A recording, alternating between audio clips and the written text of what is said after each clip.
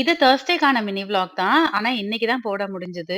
Video எடுக்கிறேன். ஆனா, edit பண்ண டைம் இல்ல. அப்படியே எடிட் பண்ணாலும் வாய்ஸ் ஓவர் குடுக்கவும் டைம் இல்ல. இப்படியே வச்சு வச்சு இந்த கேலரி ஃபுல்லா வீடியோஸ், விளாக்ஸா தாங்க இருக்கு. ஆனா, போஸ்ட் பண்றதுக்குள்ள இந்த நாளே முடிஞ்சு போயிடுது. பெரிய பையனுக்கு எக்ஸாம் இருக்கிறதுனால, அவன் கூட நெறைய டைம் உட்கார வேண்டியதா இருக்கு. அது இல்லாம சின்ன குட்டிக்கு இப்பதான் சாலிட் ஃபுட் ஸ்டார்ட் பண்ணியிருக்கேன். ஸோ, அவனுக்கும் பார்த்து பார்த்து பண்ணி டைமே இருக்க மாட்டேங்குது. சாரோட கை எங்க இருக்கு பார்த்தீங்களா? என் முடியில தாங்க இருக்கும். பாதி முடி வீக்னஸ்னால கொட்டுதுன்னா, பாதி முடி இவன் எடுக்கிறதுனாலயே கொட்டிடுது.